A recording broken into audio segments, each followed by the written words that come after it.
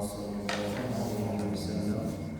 Kemudian untuk mengambil barokah, marilah kita menghadiahkan fadilah surah Al-Fatihah ila Syekh Uthman bin Abdullah bin Uqail bin Yahya afallahu anhu lahu al-Fatihah.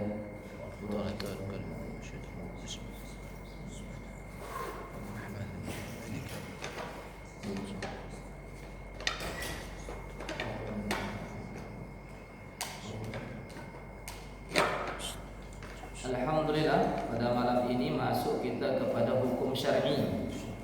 Ya. Hukum syar'i. Jadi ada dua di situ nanti. Ya, sebenarnya di sini ada sudah tiga ya nanti ya.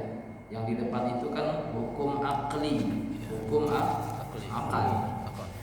Hukum akli, kemudian hukum syar'i, kemudian hukum adi. Hukum akli yaitu hukum yang berhubungan dengan akal. Kemudian hukum syar'i yang berhubungan dengan masalah fikih. Kemudian hukum adi yang berhubungan dengan sebab dan akibat. Sebab dan akibat. Maka masuk kita kepada hukum syar'i. Kita baca ringkas. Artinya hukum syar'i yaitu pemerintahan Allah Ta'ala Maha Tinggi dengan perbuatan mukallaf. Kemarin kita sudah bahas mukallaf itu sampai umur, sampai daripada akal ya, dan tidak gila. Memberatkan perintahan, maka di kata ini khitab itu adalah perintah Allah. Khitab adalah perintah Allah. Taklif itu adalah memberatkan, perintah yang memberatkan atau perintah yang dibebankan. Keduanya menentukan sebab. Jadi dia harus pakai sebab atau syarat ataupun mani, ya, sebab atau syarat ataupun mani. Ini berhubungan nanti dengan ilmu usul fikih ya. Maka itu dikata khitab.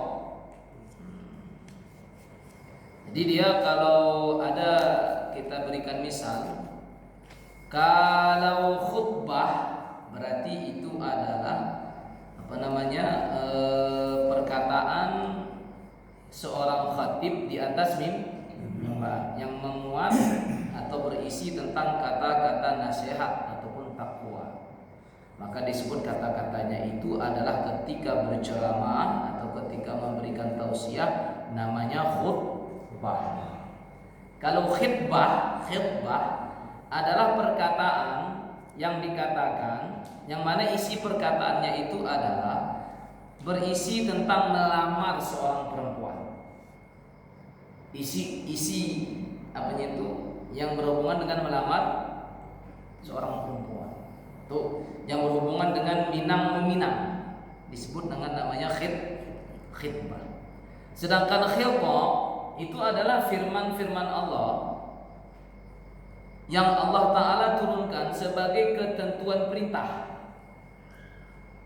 Yang Allah Ta'ala turunkan sebagai ketentuan perintah untuk diamalkan oleh orang-orang yang sudah mukallaf. Maka itu dikata khitab wad'i, yakni ditaruh, diletakkan, dibuat oleh Allah Ta'ala yang Maha Tinggi akan hukum itu. Jadi Allah lah yang meletakkan dan membuat akan hukum itu. Maka terbahagi hukum syar'i dengan dua makna ini atas 7 bahagian yang tersebut di bawah ini. Kita baca dengan ringkas. Wajib artinya barang yang dapat pahala jika dikerjakannya, dan dapat dosa jika ditinggalkannya adanya. Itu wajib. Sunnah artinya barang yang dapat pahala jika dikerjakannya dan tiada dapat dosa jika ditinggalkannya. Itu sunnah. Kemudian haram artinya barang yang dapat dosa jika dikerjakannya dan dapat pahala jika ditinggalkannya karena takut pada Allah Ta'ala. Apa arti Ta'ala? Yang maha tinggi. Makruh artinya barang yang tiada dapat dosa. Makruh barang yang tiada dapat dosa jika dikerjakannya tapi dibenci oleh Tuhan. Ini makruh. Jelas kita sampai di sini ya. Makruh artinya barang yang tiada dapat dosa, tidak berdosa jika dikerjakannya tapi dibenci oleh Tuhan dan dapat pahala jika ditinggalkannya dengan karena Allah Ta'ala. Berarti kalau rokok itu hukumnya makruh. Kalau kita merokok adalah tidak berdosa tetapi dibenci.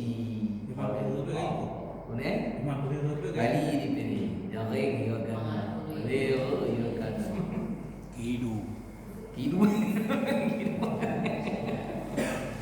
dibenci,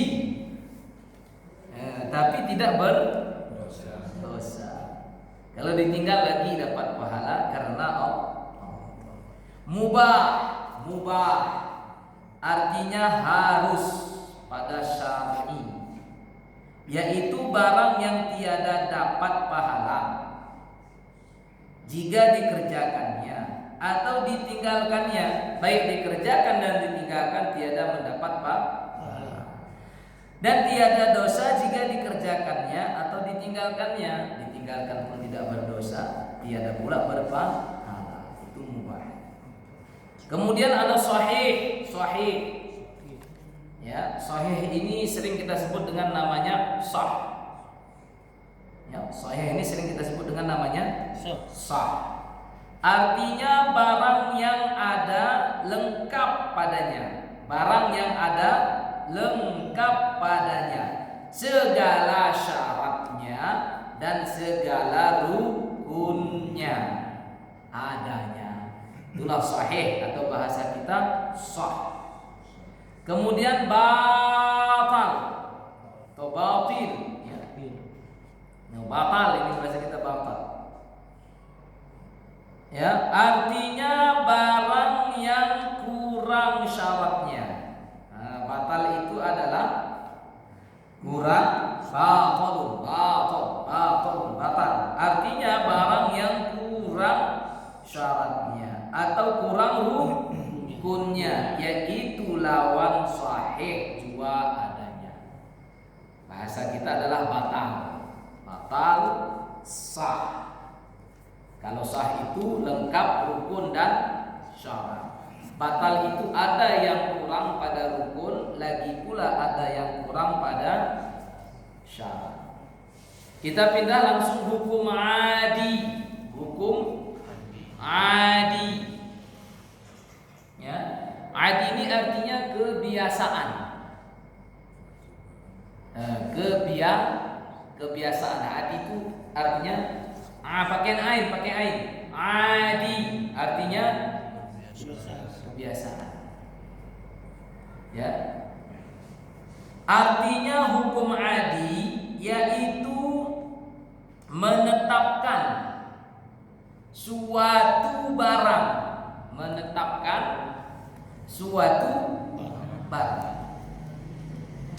bagi suatu barang.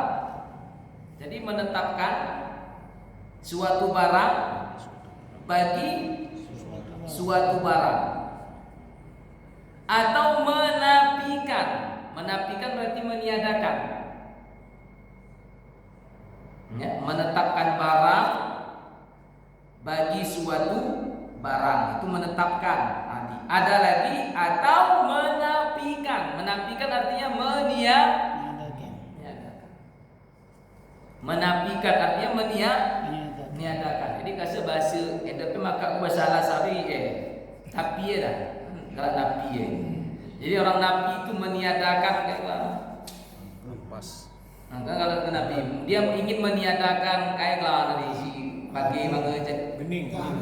betah bening beno. Berarti dia napi itu dia menapikan dia, meniadakan bening dan betahnya.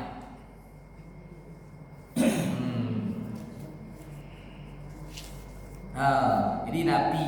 Jadi menafikan ini meniadakan suatu barang pada suatu barang dengan lantaran berulang-ulang dia terus. Biasanya seperti itu, gitulah. Karena dia berulang-ulang seperti itu. Biasanya seperti itu karena dia berulang-ulang terus seperti itu. Ya, contoh kita Contoh kita buat misal seperti api. Api itu hukum biasanya adalah membakar. Karena dimanapun dia membakar dan terus berulang-ulang membakar terus dia. Kalau udah api itu macam kertas ini kita bakar, biasanya dia terbakar terus, berulang-ulang terus. Kita bakar terus, dia terbakar. Tapi satu saat nanti, ya, api ini satu saat ada dan Al-Quran menceritakan, ya, tidak semua api itu membakar. Seperti api pada kejadian Nabi Ibrahim, kan api yang sama juga. Tetapi api ini tiada dapat membakar kepada Ibrahim. Kenapa? Karena ada di situ firman Allah kepada api, "Qul ya naru kuni bardan wa salaman ala Ibrahim." Wahai api, di situ firman Allah, wahai api kuni, jadilah kamu wahai api, ya, kuni bardan wa salaman. Dingin lagi menyelamatkan. Coba bayangkan. Nah, pada kejadian yang sama, Ibrahim alaihissalam itu kan dia, kata ulama kita, diikat apanya? Tangannya diikat dengan tali. Nah, tali yang terikat pada tangannya ini terbakar. Tetapi helai rambut yang ada pada tangannya ini tidak terbakar.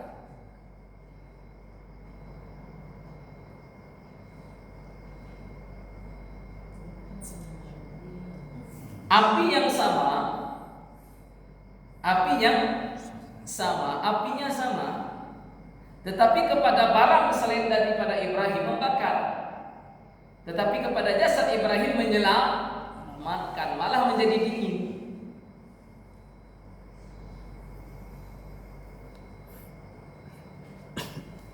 Coba kita pahami pelan-pelan. Ya, api, kan api hukum biasanya membakar. Kebiasaan api itu membakar. Tetapi pada kejadian Ibrahim, api kepada Ibrahim dingin dan menyelamatkan. Sedangkan kepada tali yang mengikatnya tetap terbakar. Helai rambutnya pun tidak terbakar.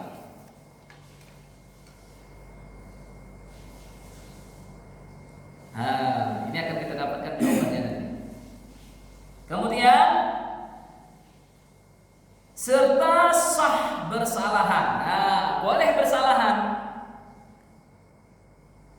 Kalau api membakar memang sudah benar, memang begitu berulang-ulang. Tapi bisa juga nanti api itu tidak membakar. Itulah yang kejadian kepada Nabi Ibrahim.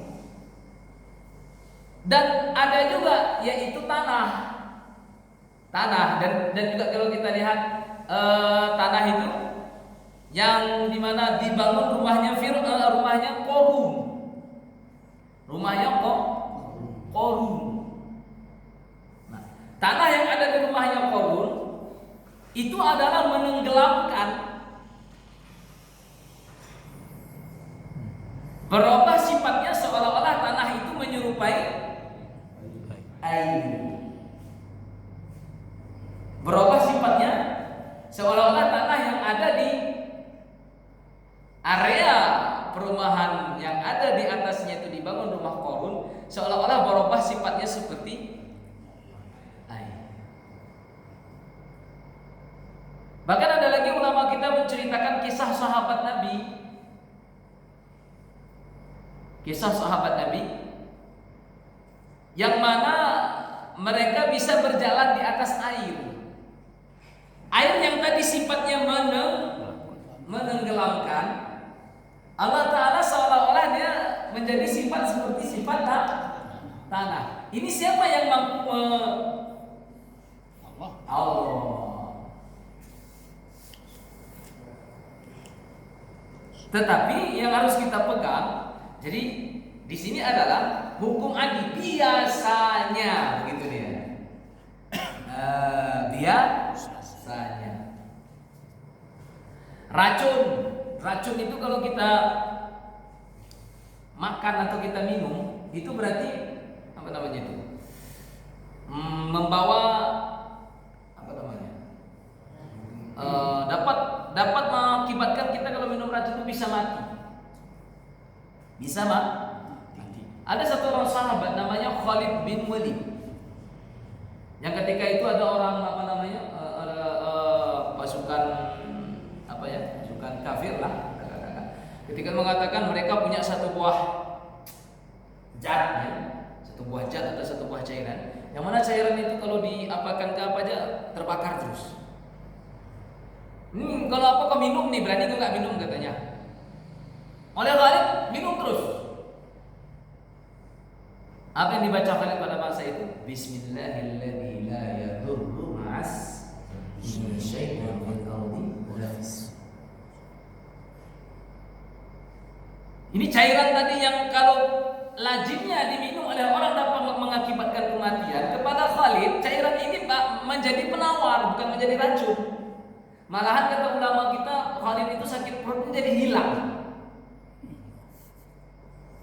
Tetapi ini jangan kita coba-coba.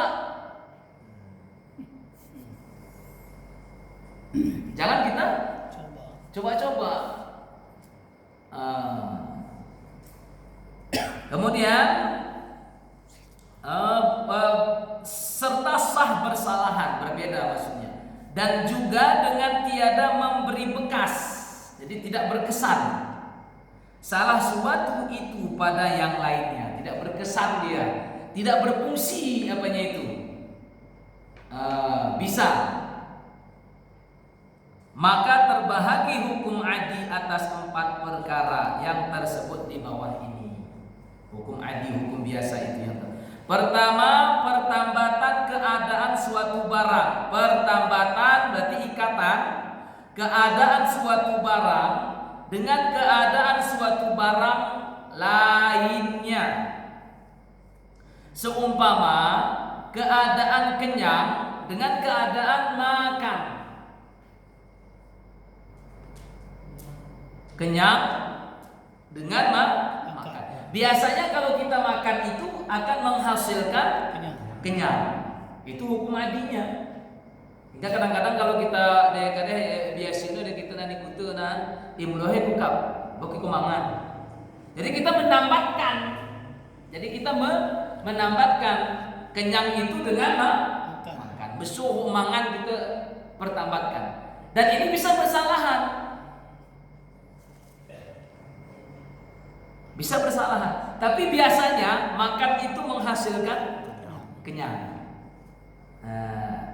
Jadi artinya adalah keadaan suatu barang dengan keadaan suatu barang. Itu yang pertama.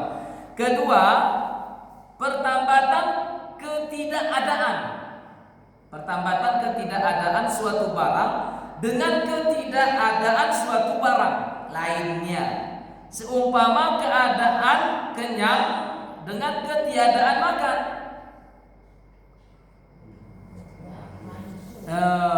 Ini maksudnya orang yang tidak makan ya tidak Kenyang. Kenapa? Karena tidak ada barang makannya. Karena makannya tidak ada, hasil dari makan pun tidak ada. Ketika orang itu makan, maka akan ada hasilnya, yaitu kenyang. Nah, ini hukum akal nih maksudnya. Ya, hukum akal, hukum kebiasaan, ya, hukum kebiasaan biasanya ya. Ketiga, pertambatan keadaan suatu barang dengan ketiadaan suatu barang, seumpama pertambatan keadaan dingin dengan ketidakadaan kain, baju adanya. Ya, dingin dengan tidak pakai baju, ya iya. Ya, bogoh buka ya, tapi dia nggak pakai baju. Tapi udah sama-sama kita pakai baju, dingin kurasa katanya. Mungkin ada sesuatu hal yang lain yang membuat dia dingin. Andai kata lah misalnya dia demam, atau misalnya apa gitu. Keempat, pertambatan ketidakadaan suatu barang dengan keadaan suatu barang lainnya, seumpama ketidakadaan angus dengan keadaan air menyiram jua adanya. Ya, ketidakadaan angus, ya, angus mesem dengan keadaan air menyiram.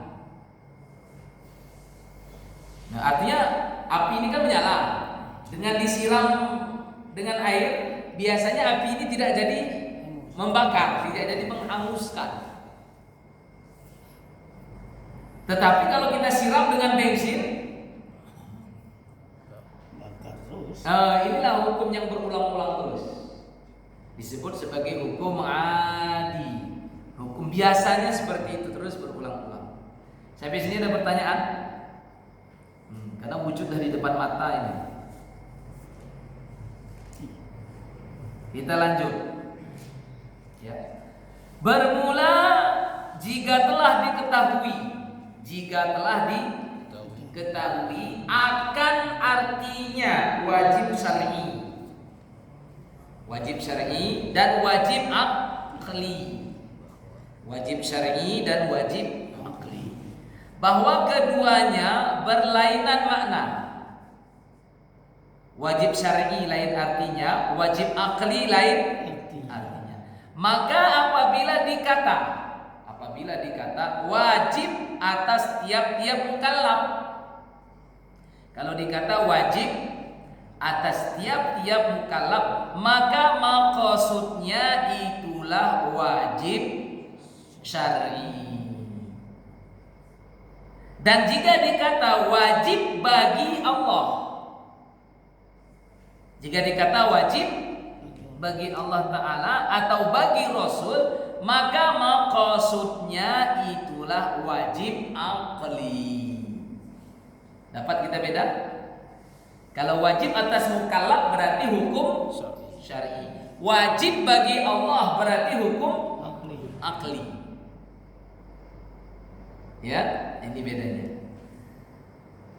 Dan demikian pula jika dikata jaiz bagi Allah Ta'ala atau harus bagi Allah Ta'ala, maka maksudnya itulah jaiz akli. Berarti yang tiga itu. Dan jika dikata jaiz bagi mukallaf membuat masalah, maka maksudnya itulah jaiz syar'i. Jadi kalau ada kata-kata dikatakan wajib bagi mukallaf, wajib bagi mukallaf berarti hukum syar'i. Wajib bagi Allah berarti hukum akal. Jaiz bagi Allah berarti hukum akal. Mustahil bagi Allah berarti hukum akal. Contoh kita buat misalnya Allah itu punya mata. Mustahil bagi Allah. Allah punya telinga. Mustahil bagi Allah. Allah itu ada, wajib bagi Allah. Pada hukum akal kita. Jadi pada akal kita ini adalah wajib, Allah itu wajib ada. Pada akal kita ini mustahil Allah itu punya mata pada akal kita. bukan pada yang lain. Sampai sini kuning, turun kita. Jaiz ini boleh iya, boleh tidak. Perbuatan yang boleh iya dan boleh tidak. Itu hanya satu ya, hanya satu. Dan bagi Nabi pun hanya satu. Jaiz itu satu. Perbuatan yang boleh terwujud dan juga boleh tidak terwujud. Jaiz. Bermula yang wajib bagi Tuhan. Berarti kalau wajib bagi Tuhan, ini hukum apa nih? Hukum akal. Jalla wa azza, yang maha tinggi lagi maha agung. Dengan tafsil. Tafsil itu terperinci.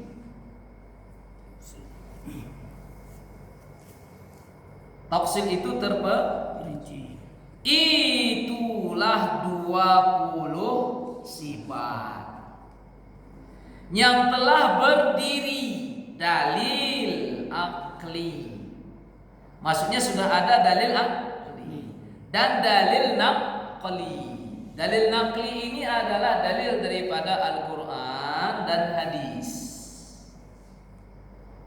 Jadi sifat 20 itu punya dalil secara akal dan ada juga dalil daripada naqlinya, ada aklinya, ada dalil aklinya, ada dalil naqlinya. Dalil akli maksudnya hukum yang 3 itu pada akal kita. Dalil naqli maksudnya ada dari Quran dan ada pula dari hadis. Dan tersebut di bawah tiap-tiap satu sifat dengan maknanya beserta dalilnya, beserta lagi tersebut kepatutan kelakuan orang mukmin, kepatutan kelakuan orang mukmin. Yang mu'taqid ini adalah meyakini pada Tuhan, meyakini pada Tuhan, bersifat dengan sifat-sifat itu. Jadi kita meyakini pada Tuhan bahwa Tuhan itu bersifat dengan sifat-sifat itu. Maka itulah kelakuan mukmin. Maka itulah disebut sebagai mukmin yang sempurna imannya. Adapun lain-lain sifat Jalla wa azza yang tiada ada hingga banyaknya. Jadi sebenarnya sifat Allah itu tidak terhingga, tidak terbatas hanya pada 20. Sifat Allah itu tidak terhingga, banyak. Ya. Loh, lalu kenapa dibatasi hanya 20? Oleh ulama kita ulama kita tidak membatasi. Artinya adalah dengan 20 sifat ini yang wajib kita mu'taqid meyakini ya, pada akal kita yang 20 sifat itu diantaranya yang wajib itu menghantarkan kita ma'rifah. Menghantarkan kita ma'rifah. Apa arti ma'rifah? Mengenal. Menghantarkan kita mengenal kepada Allah melalui sifat. Melalui sifat yang wajib. Apakah Allah itu bersifat 20? Tidak. Sifat Allah tak terhingga. Maka dikumpulkan oleh ulama kita, maka wajib atas tiap-tiap mukallaf mengetahuikannya dengan ijmal saja. Ijmal itu secara umum saja. Dalam perkataan, ini digaris bawahi perkataannya. Muttasifun bi kulli kamalin, itu dia kata kuncinya. Allah itu muttasifun bi kulli kamalin, itu kuncinya. Garis bawah itu kalau bisa dihafal. Artinya bersifat Allah Ta'ala dengan tiap-tiap sifat kesempurnaan. Jadi tidak terbatas hanya kepada 20. Jadi kita kasih gambarannya. Nah, ya kan yang wajib itu kan hanya 20.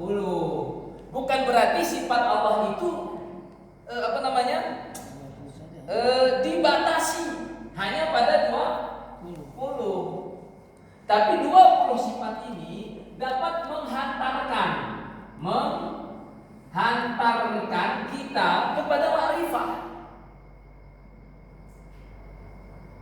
Dapat menghantarkan kita kepada yang 20. Jadi sifat Allah tidak terbatas kepada 20 sifat. Lalu kenapa kita disuruh belajar wajib 20 ini untuk apa? Menghantarkan. Untuk menghantarkan kita. Menghantarkan kita untuk apa? Untuk ma'rifah. Apa arti ma'rifah? Berarti untuk menghantarkan kita mengenal Allah. Jadi dengan kita mengetahui yang 20 sifat ini, dapatlah kita memakrifah, dapat kita mengenali Allah Ta'ala melalui sifatnya. Kalau ditanya sifat Allah itu apakah 20? Tidak. Apa jawabnya? Muttasifun bi kulli kamalin. Muttasifun bi kulli kamalin. Ya, bi kulli kamalin, bersifat dengan sifat-sifat yang sempurna. Bersifat dengan sifat-sifat yang sempurna.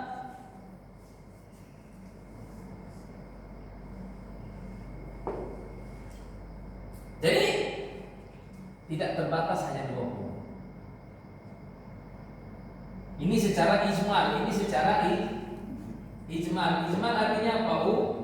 Umum.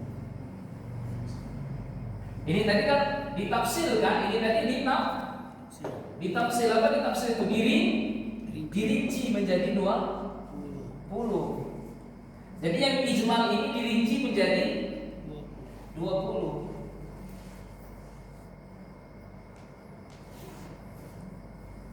Nah, ada pertanyaan sampai di sini? Kita lanjut. Biasa kau paham ya. Adapun yang mustahil berarti yang tidak pada Tuhan Jalla wa Azza dengan tafsir, maka adalah itu juga 20 perkara, juga 20 sifat. Yang mustahil juga 20 sifat. Yang mustahil juga 20. Ini tafsirnya secara rincinya ada 20 yang mustahil. Sedangkan secara umumnya adalah munazzahun am kulli naqsin. Munazzahun an kulli naqsin wa ma khatara bil